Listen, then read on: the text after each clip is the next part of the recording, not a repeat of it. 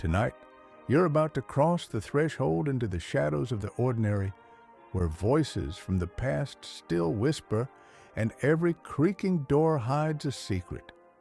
This is the CBS Radio Mystery Theater, where suspense never sleeps, the unexpected waits in the dark, and mystery is only ever a heartbeat away.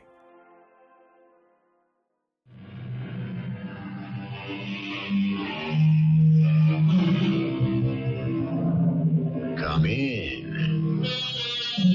Welcome. I'm E.G. Marshall.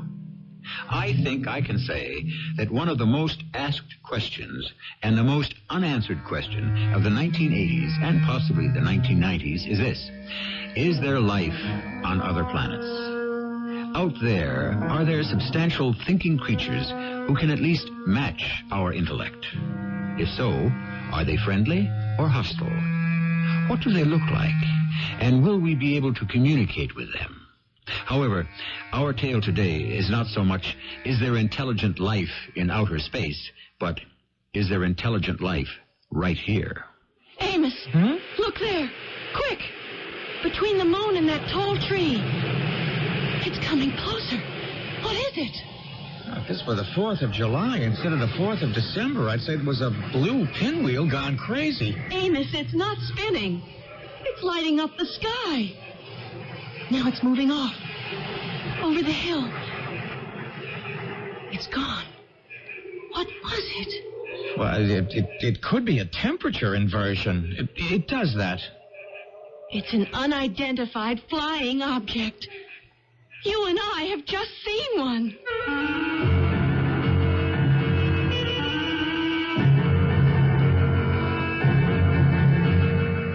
Our mystery drama, The Man Who Saw Martians, was written especially for the Mystery Theater by G. Frederick Lewis and stars Jack Grimes. I'll be back shortly with Act One.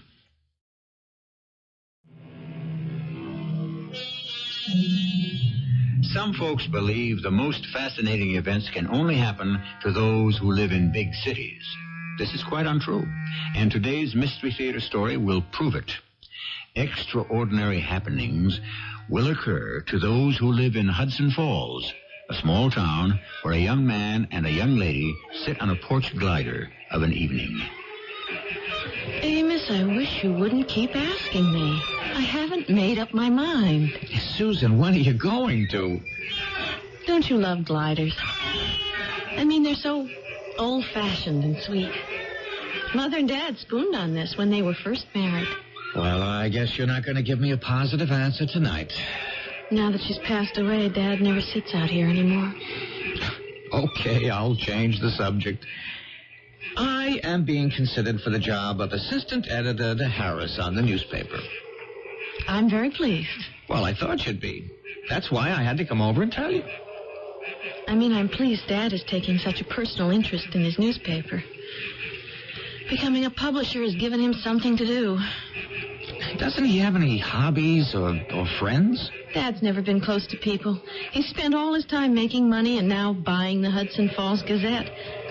Money's been his only interest.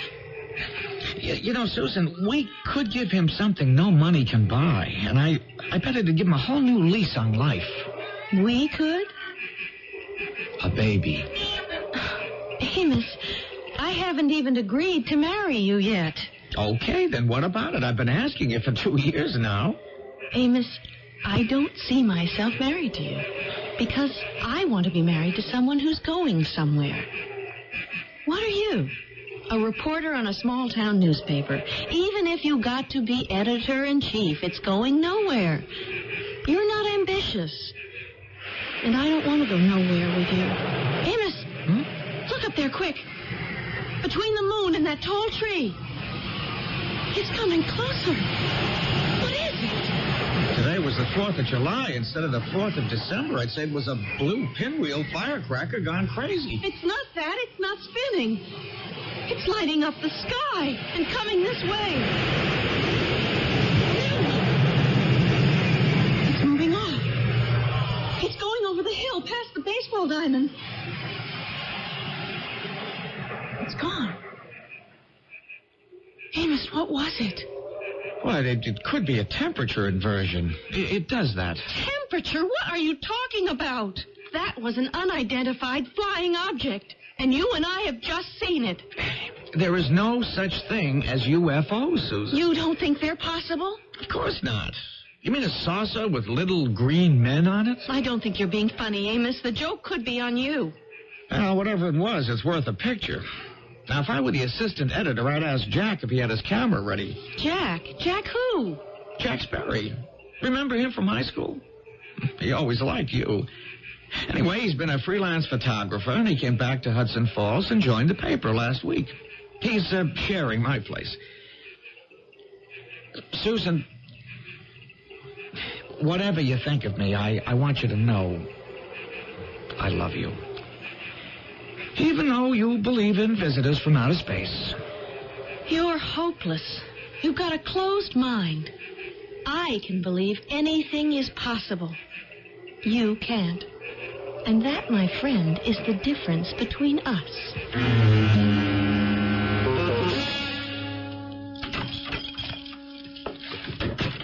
Amos! Is that you? Wait till you see these shots I just developed. Oh, doggone it. You smelled up the bathroom again, making it into a dark room. No, watch it. These blow-ups are wet.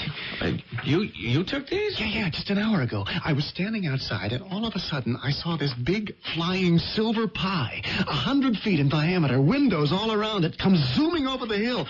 Look at this one. Not bad, huh? A little grainy, even though I opened her up as far as she'd go. But they were traveling, man. I'll bet you Harris will print these on the front page tomorrow. Yeah, maybe, but the caption will read, Fake or Phony? Pixies play pranks. Could be, but it'll liven up the Gazette. Oh, hey, how'd you make out with Susan? Oh, I didn't even get up to bat. You know, I've been asking her to marry me for 2 years now. And Jack, those shots you took, you know, we saw that thing flying around. Hey, Jack, I have an idea. Will you go along with it? Well, if it doesn't get me fired. If we do this right, it might even get you a promotion before you've been on the staff 2 weeks.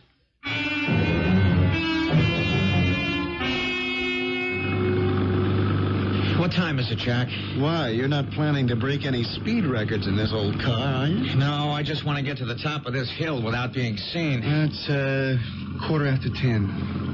Oh, hey, where were you today? I looked for you at lunchtime. I spent most of the day in the library. Reading up on our project, Operation Goofo? Very funny. There's a whole shelf on UFO. People who've seen spacecraft, actually been on board. You know, you keep reading that stuff, you can get to believe someday it could happen to you. Only, I didn't want to wait that long. You really think what we're going to do is the only way to Susan's heart? Well, I'm willing to gamble. You think this whole jalopy will make it to the top of the hill? Oh, she'd better. It's around that bend, then about 50 yards. If I don't make it to the top, then the whole plant falls through. Oh, now, Jack, when we get up there, we just gotta hope that the brakes will hold so that she doesn't roll down the other side before we're ready. Nice going. Do you see anyone ahead coming up the hill towards us? No, not a soul. Okay, then let's get out on the double. You are really going through with this? I sure am. I can always take the bus to work. Well, what about me? When you show Harris the pictures you're about to take, you'll get a bonus big enough to buy 2 cars. I'd never do this to make a girl marry me. She said I'd never get anywhere, and I had no imagination. Well, we'll see. This old bus of yours is a real beauty. How can you part with her? Would you stop talking? Your camera loaded? What do you think? All right, now I'll release the handbrake. You push the car forward on your side. I'll push from mine. I just hope the steering wheel stays straight and we let her rip. Okay, so she rolls downhill and crashes into some tree down there or into that stone fence. And we run like the devil after her. I mess myself up with dirt and lie down somewhere near it like I was thrown from the wreck. And I just take as many pictures as I can, right? Oh, hey, how come I didn't get hurt? We talked about this. You were riding with me. When the UFO ran us off the road, you had the presence of mind to jump clear right away. And because pictures are your business, your natural reflex was to take pictures of everything in sight. Now, once you got what you want, I'll hoof it to the nearest phone and I'll call old Horace Bailey and tell him what happened. That way Susan will hear about it first. Gotcha. Okay, now. 1, 2, 3. Boys, there she goes. Run after her.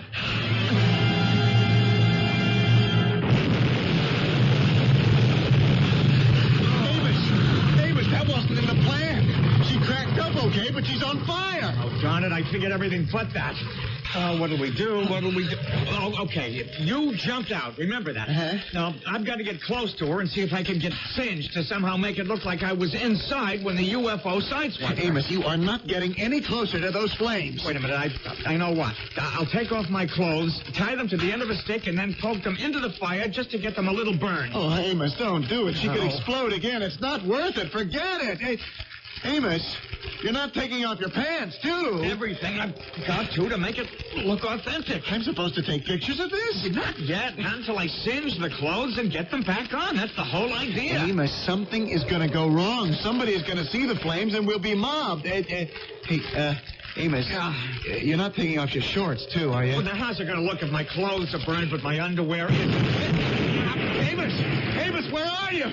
Oh, this black smoke. He said I should keep taking pictures. Amos, you okay? Amos, somebody pulled the alarm. They're sending a pumper. Oh, doggone it, my clothes fell off the stick right into the fire. Are you okay? You didn't get burned? No, it's all right. It'll make a better story. Jack, why aren't you taking pictures? This is what the UFO did to me. Shots of you naked? Don't worry about it. Can always be retouched. Here they are. You better skedaddle. Hey, over here, you guys. Amos, beat it. 2 firemen are coming. They've got a portable foam extinguisher. Okay, stand back, you. Hey, you, taking the pictures. I mean you. Hey, watch it. There's a man behind the burning car. Watch me aim that hose. You stand back, police. Hey, you with the camera. Chuck, aim that foam higher, will you? Hey, stop. Will you stop? You're dropping me. Let me out of here. Chuck, turn your phone down. Wow. Look at him. Boy, if you ain't a sight, mister. What are you doing out here on this frosty night, naked as a jaybird, standing behind a burning car?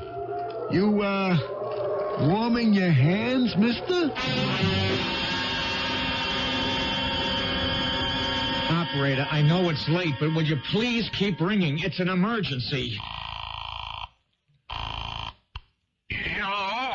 Mr. Bailey? Who is this? Mr. Bailey, this is Amos Jones. I've taken the liberty of calling you at this hour because I've been witness to an attack by a creature or creatures from outer space. It's an important news story. You hold it now. Just hold it. Who is this? Amos Jones. I work for you on the Gazette. What time is it? It's 4 a.m., sir. I was driving along and I was forced off the road by a UFO. It hit my car. I'm in the firehouse, sir. In the firehouse? What are you doing there? Well, they're looking for a pair of pants to fit me. I lost all my clothes in the fire. I was hit by a UFO, sir. I heard you the first time. You weren't hit hard enough. You be in my office in the morning, and you'd better be wearing pants. Have you noticed how some people can't seem to do anything right, even on Mystery Theater? Here is Amos Jones, young reporter who tries to impress the girl he wants to marry by wrecking his car to make it appear he was attacked by some arsonist from outer space. Just how far does Amos think this stunt will get him?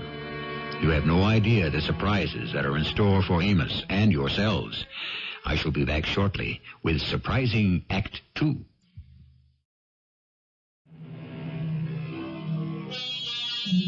Just because a young reporter fakes an encounter with a UFO doesn't mean that many haven't been sighted around the world. There are countless affidavits, published accounts, and sworn testimonies, not only of sightings, but by people who believe they have been taken aboard a flying saucer. Up in Hudson Falls, it was a week of notoriety and ballyhoo, the value of which did not escape publisher Horace Bailey. Amos, I think we've got a tiger by the tail here.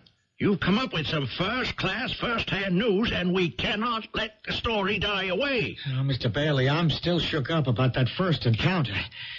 When you see Susan, I hope you'll tell her that. I haven't been able to get a hold of her. You were near death, my boy. When that extraterrestrial machine came down right on top of us and sideswiped us, I really thought that was the end. Well, I, for one, would like to keep that story alive. It came at me buzzing like a giant beehive, a streak of blue light. All those little windows in a saucer, 100 feet long, Mr. Bailey. 100?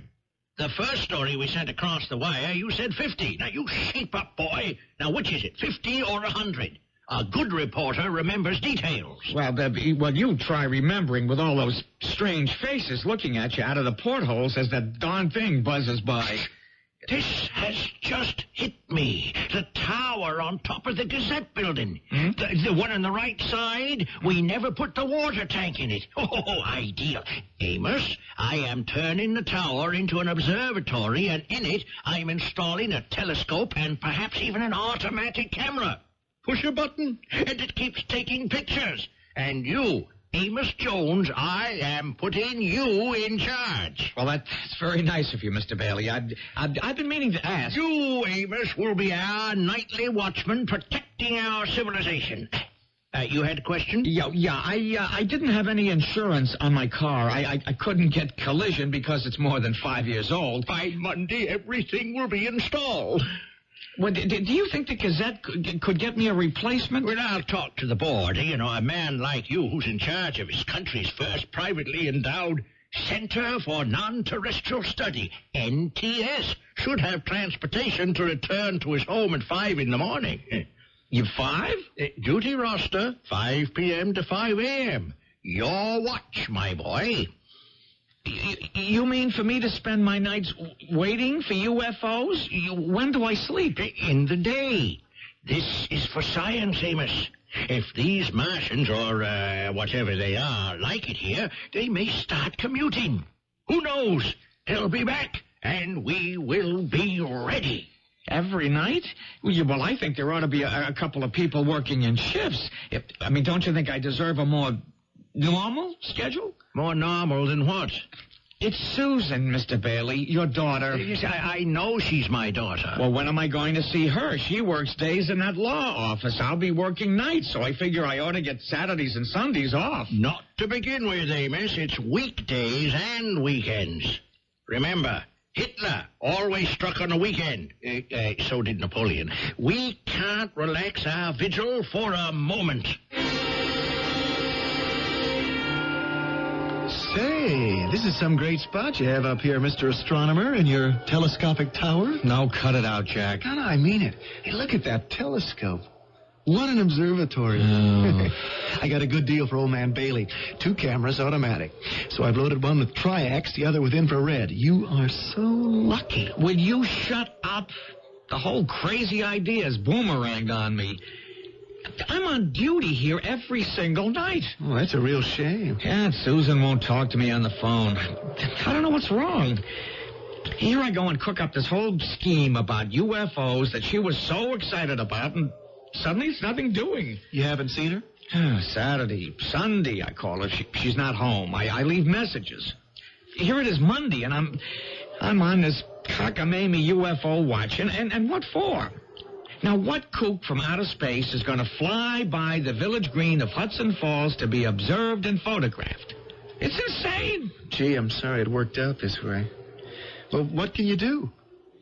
Well, there's got to be another sighting. That's what. I'd like to hang around and take the pictures for you, but these cameras are a cinch. Just push the button, and you're in business. No. These sightings are going to be in my head, Jack. You understand? I'll get action from Susan and old Horace Bailey. You see if I don't. Believe me, I'm not spending any more nights in an empty water tower just because Napoleon declared war on a weekend.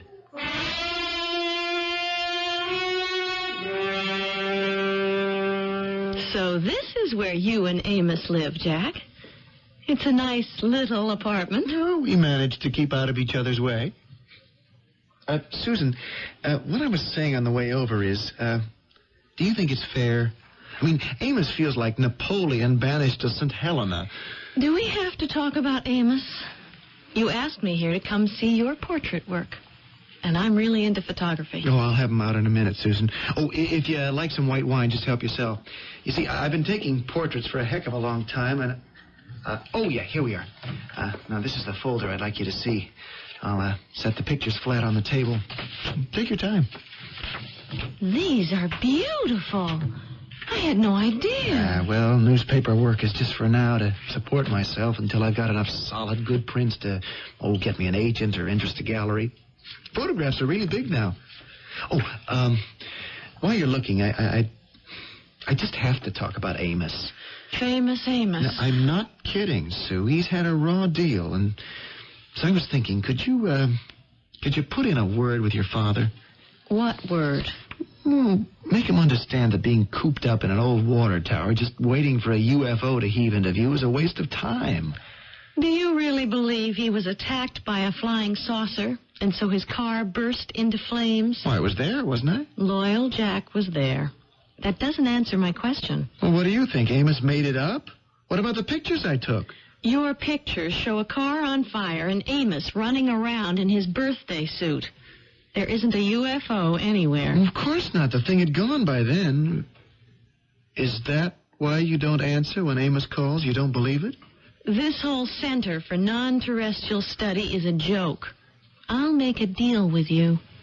I won't say I think you may be in cahoots with Amos if you take me to the Founders' Day picnic tomorrow. Okay. I guess so. You do that, and I'll keep my suspicions to myself. Susan, you are the prettiest blackmailer I ever met.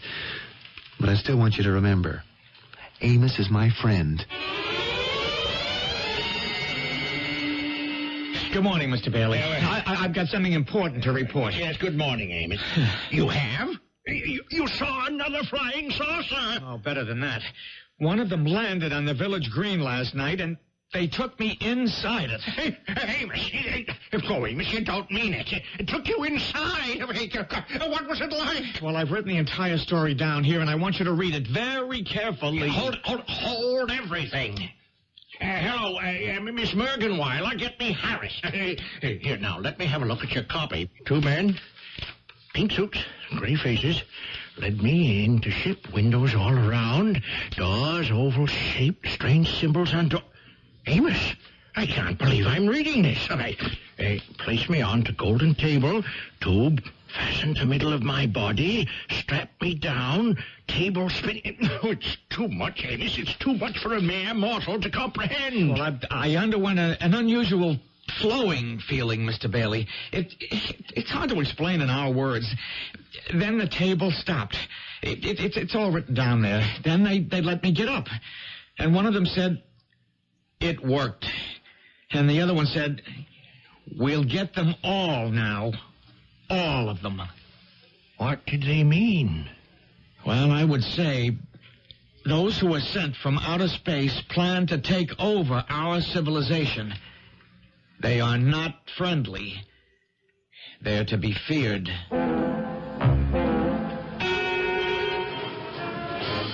Jack, it's not that I don't care for Amos. It's that I think I like you better. Sue, I can't do this to him. This has got to be the last time we meet. The whole town's here on the green picnicking. It's not as if we were alone. Think of Amos. You've known him all your life. He's crazy about you. You can see the Gazette building from here. Look up there. In that tower, there he sits.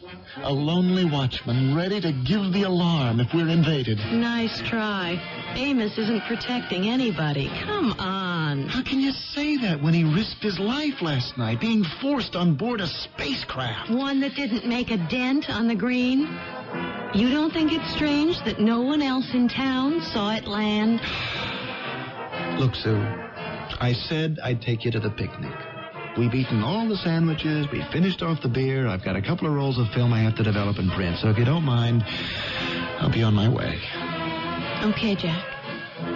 I'm sorry we don't seem to get along. Sue, we could, believe me.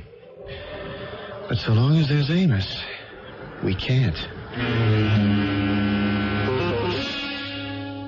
Hey, Amos. Okay if I come in? I know it's late, but you're on duty. Well, I'm playing solitaire, or I deal you a hand. Amos, this thing is kind of snowballing. Aren't you afraid it'll get out of hand? Civilization, as we know it, is being threatened, if that's what you mean. Did Horace Bailey tell you the call he got from Washington? No, I haven't seen the old man for 2 weeks. Not since I handed him my eyewitness account. I've been too busy. The White House is impressed with your early warning system for UFO attacks. I expect there'll be public recognition of my efforts. Amos, hey, come off it. We know this whole McGill about you being taken aboard a spacecraft is so much baloney. Oh, we know that, do we? Don't put your head in the sand, Jack. The only way we can gear ourselves to combat an invasion from enemy planets is for everyone to hate space. Now, did you hear me? Quote, hate space, unquote. I know. I've seen nothing but hate space billboards and bumper stickers. I gotta hand it to you. You sure know how to get publicity. Hate space. You know, you almost have me believing it. Well, don't you, Jack? I know you've been dating Susan, and that's why I haven't got a chance with her. You're the reason. So when you come up to my observatory and say, hey, miss, don't you trust me? My answer is, no, I don't. Okay, I get the message. I thought you'd let me explain, as an old friend. Nice try, old buddy. But our friendship is off. I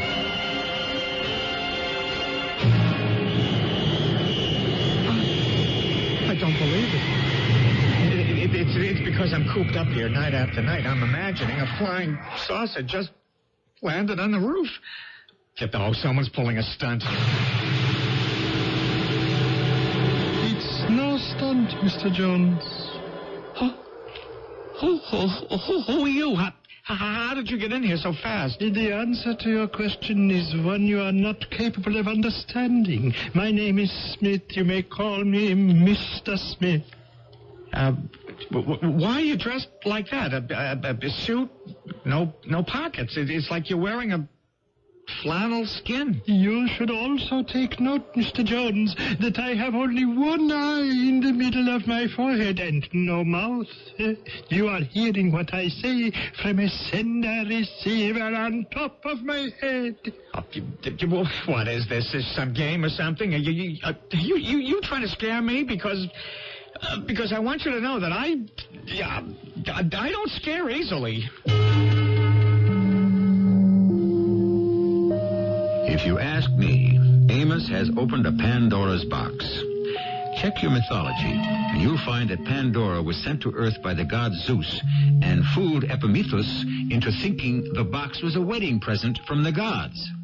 On their wedding night, Pandora opened the box, and out flew clouds of death, disease, and destruction throughout the world, which is how we came by them. Only one good thing remained inside Pandora's box, and that was hope, which is all I can offer you when I return shortly with Act 3.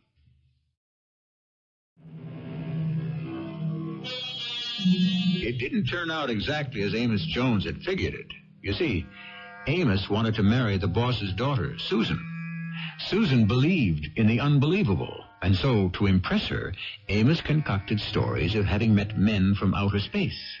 And now, poetry has become truth. Amos has actually been visited by an unearthly person, a Mr. Smith, a real non-terrestrial, with one eye, no ears or mouth, yet an ability to hear and speak. You ask, Mr. Jones, why I am dressed in this fashion. This is not my clothing, what you call gray flannel. It is my skin. Sure, a funny-looking getup. You're doing very well in masking your fears, but let me assure you, I am not here to frighten you.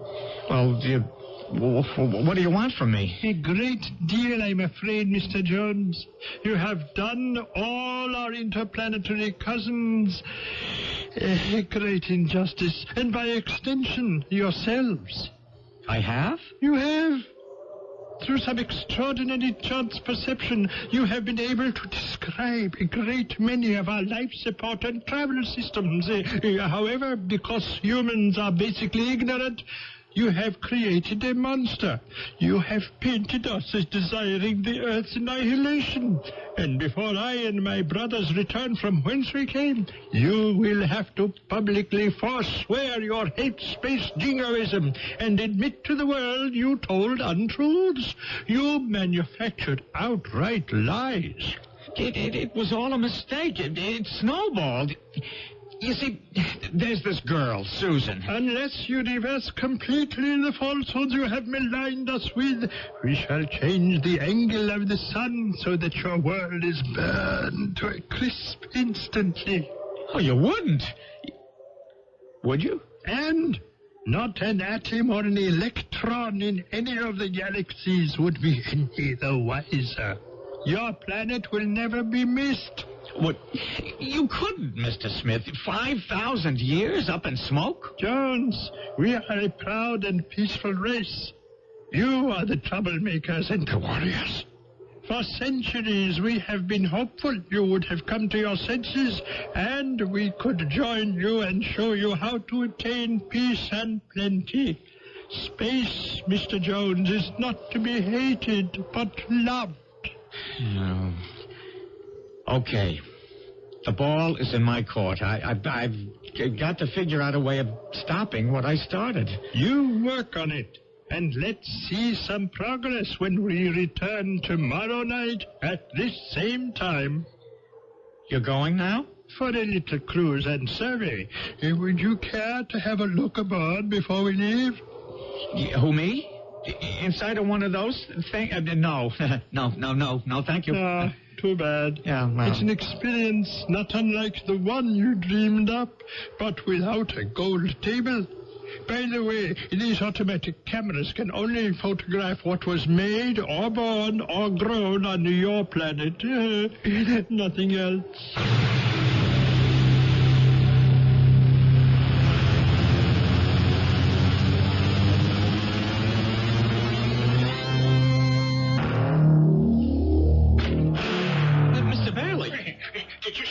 Did you see it? Of course I did. Amos, I was working late. I look out my window, and there's this big orange thing whizzing off the roof, shooting out blue flames. What were they doing here, Amos?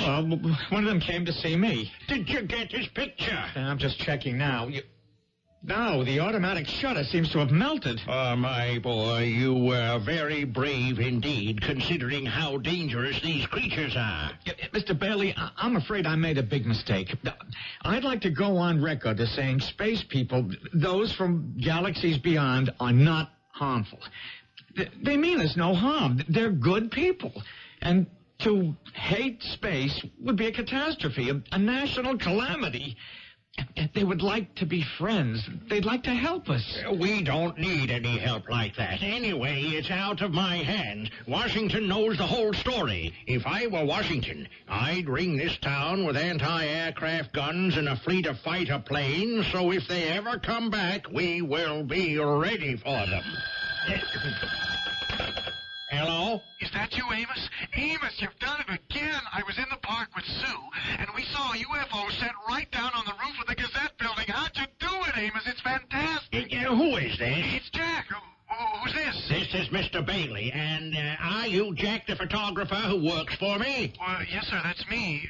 Where's Amos? He's right here. Do you wish to talk to him? No, I just wanted to let him know that I saw it. Yeah, well, so did I. And I'm up in the observatory with him. Now, you better come up here, Jack. Your cameras didn't work. They got jammed or melted or something.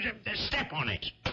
Mr. Bailey, if we don't tell the truth that they're a great people, a kind people, and that I lied about them, if I can't get the people to believe that, they're going to blow us right out of the galaxy. It's the end. Amos, I think you're somewhat overwrought. Now, it's a great strain meeting enemies from out there. Now, you just let me take care of all the details from here on in. Okay?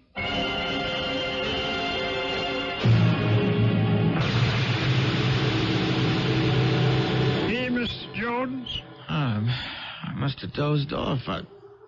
Mr. Smith. So you're still up here in the tower? Mr. Smith, where have you been? I've been a nervous wreck for a week. You said you'd be back the next day. Mr. Jones, we wanted to give you time to make the necessary repairs to our reputation, but I'm afraid time wasn't on our side. Mr. Smith, you've got to believe me. I went on the air, on television, I gave newspaper interviews, but I don't seem to be able to stop that hate space movement I started. We've waited a long time, and our patience is very thin. Every 5 centuries when we return, nothing has changed. Humans still prefer trouble as a way of life. But you're not going to move the sun, are you? Give us a break. Mr. Jones, you will come with us. Now? On board your ship? Well, where are you taking me? For a little ride.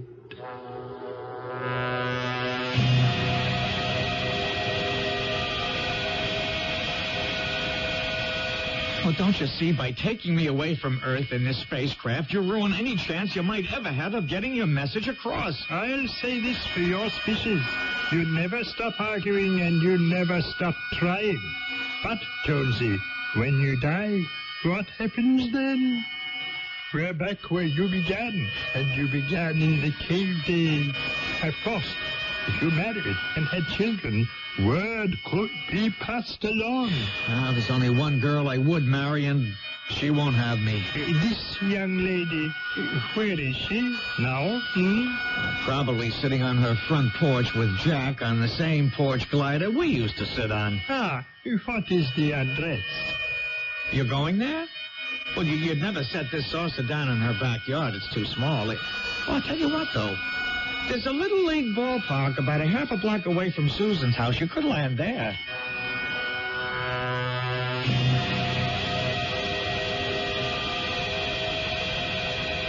I feel sorry for Amos. I really do. It's all my fault. Oh, look. Did you see that blue flash in the sky? It's gone now. Disappeared behind those trees. It's northern lights or temperature inversions. Take your pick.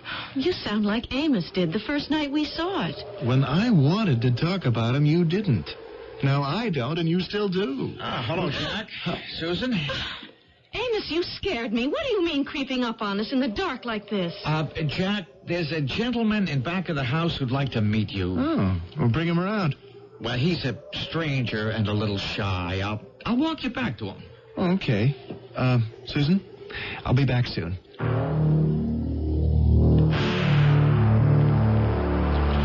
Amos, what are you doing here? Where is Jack? Well, he's talking to this party. What's going on back there? I hear strange sounds. I can't quite make out. Well, why don't you come back with me and see? You're being so mysterious. It's actually a little further up the street, in the baseball diamond. How are you and Jack getting along? We're good friends. Oh, Amos, why did you go through all that hocus pocus? You don't really believe I've ever been in touch with those from outer space, do you? Amos, I really cared for you before all this. Now, where is Jack? Jack? Are you over there? I think he's just behind this big clump of pines. Amos, why didn't you tell me? It's a real UFO. It's tremendous. Those flashing blue lights means it's about ready to take off. I can't believe my eyes. I'd like you to meet my friend, Mr. Smith, who's in charge of this expedition. How do you do, Susan? She has fainted. You'd better hold on to her, Mr. Jones. That is the young lady. Susan, are you all right? I have noticed over the centuries Earth females appear to feel a weakness in their legs and a cloudiness over their eyes when they see us for the first time. It's the lack of mouth and ears, I expect. And to hear a faceless creature speak. Oh, please. Excuse me, Mr. Smith. I was unprepared for the truth. Yes, I see. Well, Mr. Jones, you can prepare the lady. Goodbye, friends. I hope the next time we arrive on your planet, your civilization will be, shall we say, more civilized.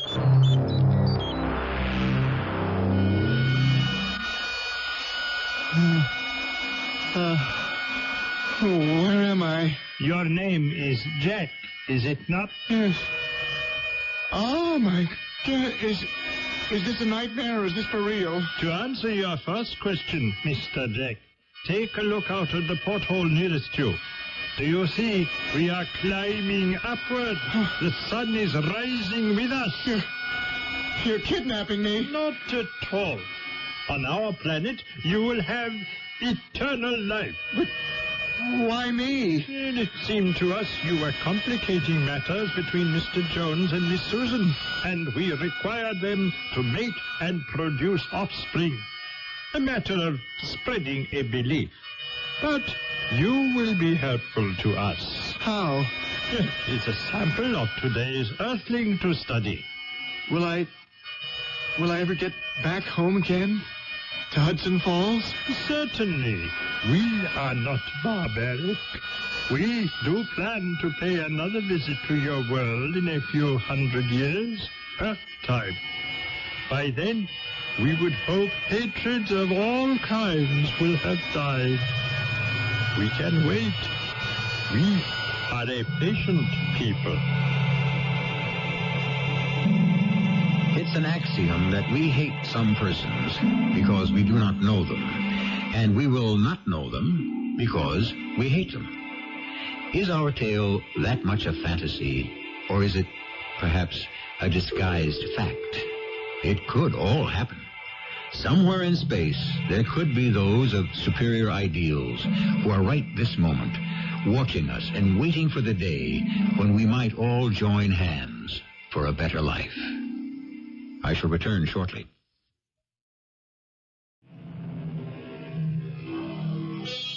2,000 years ago, the Roman poet Lucretius wrote, "Nature is not unique to the visible world.